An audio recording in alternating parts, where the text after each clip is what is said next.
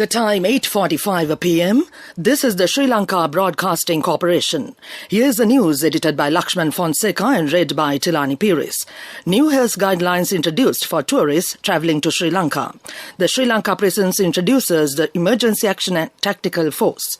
The Public Utilities Commission announces there is no need to continue with scheduled power cuts. Parliament is to remember the late Foreign Minister Mangala Samaravira. The Bandarawala city renovation project is now nearing its completion. And on sports news, legendary pacer Lasith Malinga has been appointed as the Sri Lanka men's bowling strategy coach. And on international news, Cuba calls on Biden to normalize diplomatic relations following Havana Syndrome report by the CIA. The Health Ministry imposed today new health guidelines for tourists travelling to Sri Lanka during the COVID-19 pandemic.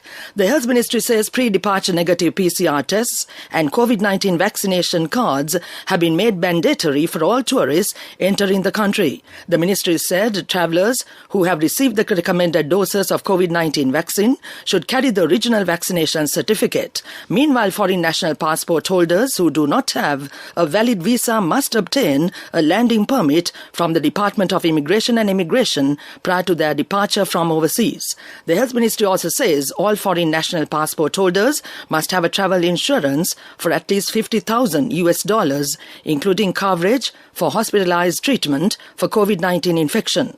The guidelines added that the period of stay in Sri Lanka, an additional 14 days, should be covered by the insurance. The new health guidelines also said fully vaccinated travellers who have completed 14 days after recommended doses of vaccination and arriving with the negative PCR report will be released from the airport and do not need to do day 1 PCR test or undergo quarantine after arriving in Sri Lanka. The Sri Lanka Presence introduces the Sri Lanka Presence Emergency Action and Tactical Force, SPEAT Force. Defence Secretary General Kamal Gunaratne says it was introduced to thwart corruption and misconduct in prisons and to control such issues in a more transparent approach. The Defence Secretary General Gunaratne graced the inaugural passing out parade ceremony of the newly implemented force as a chief guest at the Agunukola Palace prisons yesterday. He said the concept of SPEAT Force was brought to the prisons and correctional system and the intelligence units under the directives of President Gotabaya Rajapaksa in keeping with the national policy framework, Vistas of Prosperity and Splendour. Addressing the gathering of the passing out parade, General Gunaratne said plans are afoot to enlist 500 personnel into the SPEAT force and the passing out of 194 members marks the initial stage. The Defence Secretary took the salute amidst a guard of honour at the passing out parade organised to absorb 194 new members to the force. The Public Utilities Commission announced that there is no need to continue with scheduled power cuts until next Monday. The chairman of the commission, Janaka Ratnayaka, said the decision was taken following a discussion held at the department this evening. He requested all consumers to use electricity sparingly as there will be a minor shortage of power of up to 300 megawatts.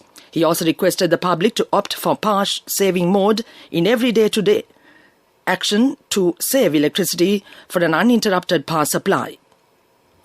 He said as CEB has received adequate fuel for 10 days and it is subsequent to resuming operations of the Norachole coal power plant until 30th of this month. This news broadcast comes to you from the Sri Lanka Broadcasting Corporation. The Parliament is to remember late Foreign Minister Mangala Samaravira on the 11th of February. The former minister was 65 years old at the time of his death. Minister Samaravira died in August last year after contracting COVID. He passed away while receiving treatment at a private hospital in Colombo. Secretary General of Parliament Dhammika Dasanayaka said that Parliament will convene again from the 8th to the 11th of February. The Bandarawala city renovation project is now nearing its completion. The project has been launched under the 100 Cities Improvement Project by the Urban Development Authority, UDA. Under the developmental scheme, the UDA hopes to promote paddy, vegetable and tea cultivation together with the promotion of horticulture in the area. The UDA has also said it aims to promote the tourism industry in the island through the project and also to safeguard historical ancient sites island-wide. Our correspondent said Rose Garden has been constructed had added to the city with extra beauty, and 600 meters long pavement in the city would provide secure mobility for the visitors as well as city dwellers. That ends local news for now. The main news story is brought to you by Siddhalepa Vedamahatmya. The Health Ministry imposed today new health guidelines for tourists travelling to Sri Lanka during the COVID-19 pandemic. The Health Ministry says pre-departure negative PCR tests and COVID-19 vaccination cards have been made mandatory for all tourists entering the country. The Ministry said travellers who have received the recommended doses of COVID-19 vaccine should carry the original vaccination certificate. Meanwhile, foreign national passport holders who do not have a valid visa must obtain a landing permit from the Department of Immigration and Immigration prior to their departure from overseas. That was the main news story. The main news story was brought to you by Siddhalepa Vedamahatmya. And on Watch Light tonight, the Department of Examinations said candidates who have not received their GC Advanced Level Examination admission card yet can download it via www.doenets.lk/exam.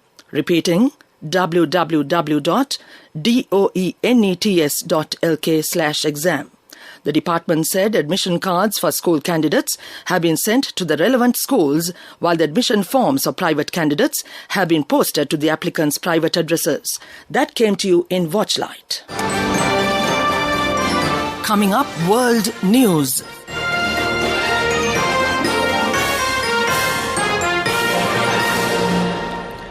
World News headlines. Cuba calls on Biden to normalize diplomatic relations following Havana Syndrome report by the CIA. A new report says the pandemic school closures have caused persistent damage to children's learning and well-being. 500 acres of California forest land returned to indigenous tribes. A high-ranking official in Cuba's foreign ministry is calling for the Biden administration to restore relations with the island. Referring to the recent CIA report on Havana Syndrome, Cuba says it was unlikely to have been caused by a foreign power. Describing interim findings from a wide-ranging study, CIA officials said the spate of mysterious health incidents that have plunged American diplomats and CIA personnel in Havana could be explained by environmental causes, undiagnosed medical conditions and other factors rather than by a foreign advisory intended to harm U.S. personnel.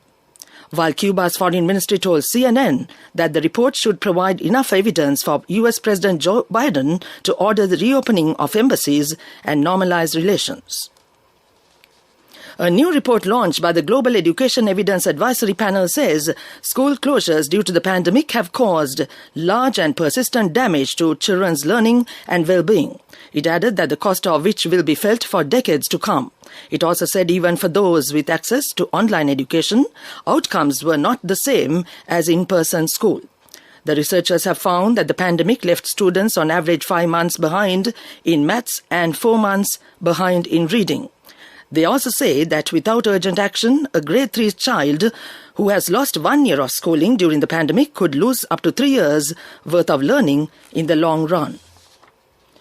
Group of native tribes in California has regained ownership of more than 500 acres of redwood forest land they were forcibly removed from centuries ago.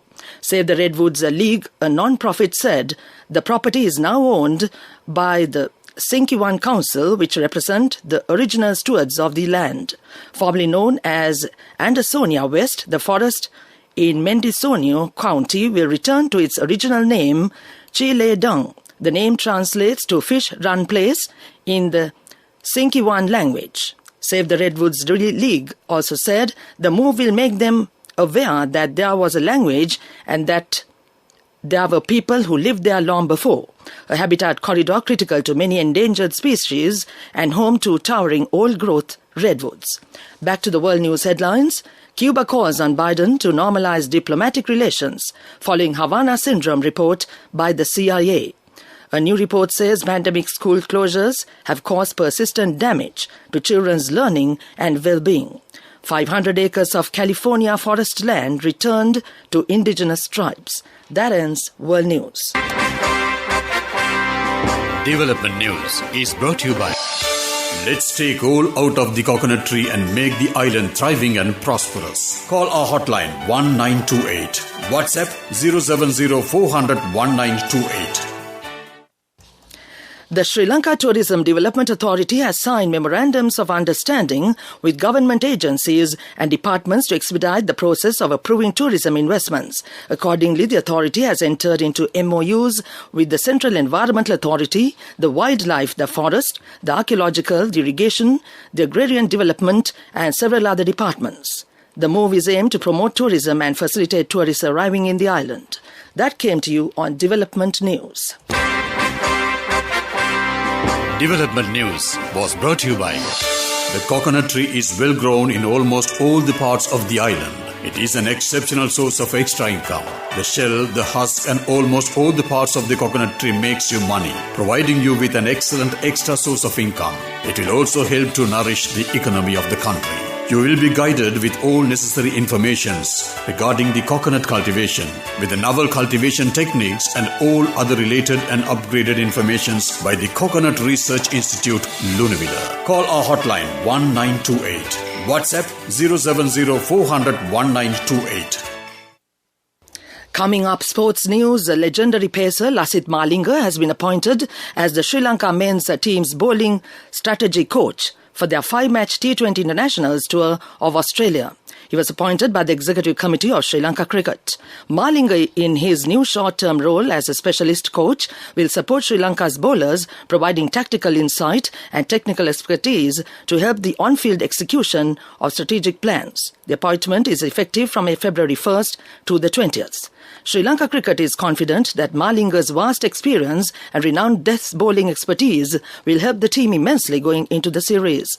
Malinga has previously served as the Mumbai Indians bowling mentor before he returned in IPL 2019 as a player. The legendary pacer is reputed for his unconventional approach to bowling and his strategic thinking. Moving on with tennis news, Ashley Barty became the first home player to reach the Australian Open Women's Single Final in 42 years as she beat Madison Keys in straight sets on a jubilant Rod Laver Arena. Wimbledon champion Barty, 25, won 6-1, 6-3 against the unseeded American. That ends sports news. Cash through NSP globally and win wonderful gifts locally. From October 1st, 2021 to December 31st, 2022. Remit a minimum of $100 or an equivalent amount in any foreign currency 3 times through NSB U Trust. Business News, sponsored by National Savings Bank, the safest place for your money. Electronic and electrical sector has recorded a 30% increase in its export earnings compared to $328 million recorded last year. The industry has shown its knowledge, expertise, competitiveness and resilience in 2021 to achieve the highest export revenue recorded in history despite the COVID pandemic challenges. The sector is ambitious to reach $1 billion export target by 2025 with the support extended by the Sri Lanka Export Development Board. The industry sources say the Sri Lankan electrical and electronic industry conforms to all required industry standards and global accreditations and regulations, and all products are strictly adhered to the ILO requirements. That was Business News. Business News, sponsored by Cash through NSP globally and win wonderful gifts locally. Will you be the lucky winner of the NSP Golden Jubilee? 50 gold sovereigns for the top prize winner of the NSP Golden Jubilee. Scooters for the 10 second prize winners. iPhones for the 10 third prize winners. Mountain bikes for the 29 fourth prize winners. From October 1st, 2021 to December 31st, 2022. Remit a minimum of $100 or an equivalent amount in any foreign currency 3 times through NSB U Trust. Moving on with economic news, Minister Nama Rajapaksa says a digital wallet will be introduced to all Sri Lankans. He said plans are afoot to provide the facility of the issuance of the digital national identity card. The minister said it would allow citizens to keep their essential personal documents, including passports, birth certificates, marriage certificates and exam certificates, in a digital wallet. He added it can be opened from their mobile phones and present them at any time. The minister pointed out that the project is expected to be completed within 30 months. That came to you in economic news. The Weather Report. The Met Department says showers or thunder showers will occur at times over the sea areas of the coast, extending from Puthuvil to Mannar via Batticaloa, Trincomalee and Kankasanture. Showers or thunder showers will occur elsewhere during the evening or night. That was the weather report. And now to end this news broadcast, the main points once again. New health guidelines introduced for tourists travelling to Sri Lanka. The Sri Lanka Prisons introduces the Emergency Action and Tactical Force. The Public Utilities Commission announces that there is no need to continue with scheduled power cuts. Parliament is to remember the late Foreign Minister Mangala Samarawira. The Bandarawala City renovation project is now nearing its completion. And on sports news, legendary pacer Lasith Malinga has been appointed as the Sri Lanka men's bowling strategy coach. And on international news, Cuba calls on Biden to normalize diplomatic relations following Havana Syndrome report by the CIA. That ends this news broadcast.